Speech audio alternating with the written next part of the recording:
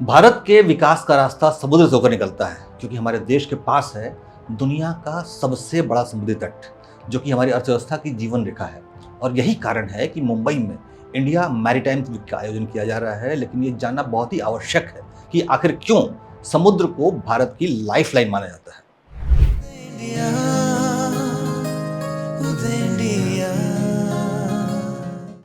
नमस्कार, उदय India digital में स्वागत है आपका। मैं हूं अंशुमान आनंद।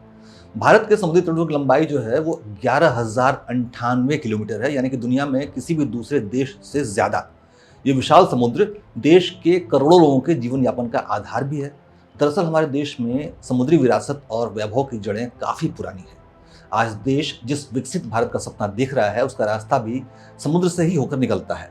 समुद्र पर आधारित अर्थव्यवस्था को ब्लू इकोनॉमी का नाम दिया गया है। हमारे देश के पास 11,098 किलोमीटर लंबा तटीय क्षेत्र है और 2.5 मिलियन वर्ग किलोमीटर का एक्सक्लूसिव इकोनॉमिक जोन है, जो कि हमें इस समुद्री क्षेत्र में आगे बढ़ने की अपार संभावनाएं प्रदान करता है।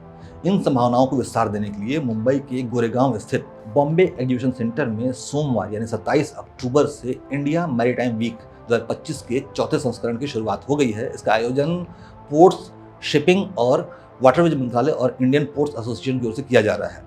ये कार्यक्रम 31 अक्टूबर तक चलेगा। समुद्र हमारे देश के लिए कितना जरूरी है वो इन आंकड़ों से समझिए कि हमारी 11,098 किलोमीटर लंबे समुद्री तटों पर 13 तटीय राज्य और केंद्र शासित प्रदेश स्थित हैं। हमारा समुद्री व्यापार हमारे सकल घरेलू उत्पाद यानी जीडीपी का लगभग 60% योगदान देता है। 23.7 लाख किलोमीटर के अन्य आर्थिक क्षेत्र और विशेष आर्थिक क्षेत्र हमारे देश में मौजूद हैं। हमारे देश में की जो 800 मिलियन की आबादी है वो दुनिया भर के निवेशकों और निर्माताओं को आकर्षित करती है। इस आबादी का लगभग आधा हिस्सा समुद्री राज्यों में रहता है।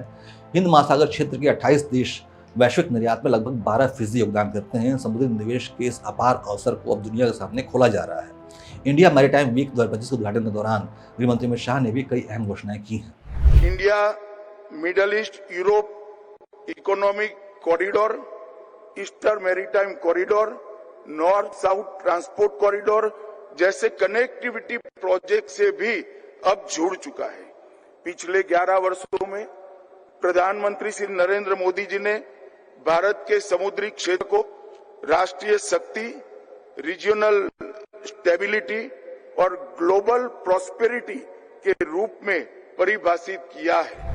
हम दर्शकों को बता दें कि इंडिया मैरीटाइम वीक 2025 में 350 से ज्यादा वैश्विक वक्ता जो है वो हिस्सा ले रहे हैं और 11 से अधिक विदेशी मंत्री इसमें हिस्सा ले रहे हैं। उम्मीद की जा रही है कि हमारा देश साल 2047 तक जहाज निर्माण में शीर्ष 5 देशों में शामिल हो जाएगा। इस कार्यक्रम में जहां 85 देशों के 1.5 लाख प्रतिनिधियों ने पंजीकरण किया है, 350 वक्ता और 680 समझौता ज्ञापनों पर हस्ताक्षर होंगे। इसमें 10 लाख करोड़ का निवेश किया जाएगा। इंडिया मैरीटाइम वीक 2025 के आयोजकों ने बताया कि इस कार्यक्रम में देश के 7 केंद्रीय मंत्री, 16 राज्य मंत्री, 5 मुख्यमंत्रियों ने हिस्सा लिया है, जिसमें विभिन्न क्षेत्रों, सरकारी, निजी, विदेशी, घरेलू आदि की भागीदारियां भी शामिल हैं। मोदी सरकार पिछले 11 वर्षों के शासनकाल के दौरान समुद्री कारोबार की क्षमता दोगुनी हो गई है। नाविकों में 150% की वृद्धि, कार्गो हैंडलिंग में 400% की वृद्धि और आवंटित परियोजनाओं में 100% की वृद्धि दर्ज की गई है, जो कि दर्शाता है कि भारत अब समुद्र में भी अपनी आर्थिक ताकत का मजबूत प्रदर्शन करने वाला है। जय हिंद, जय भारत।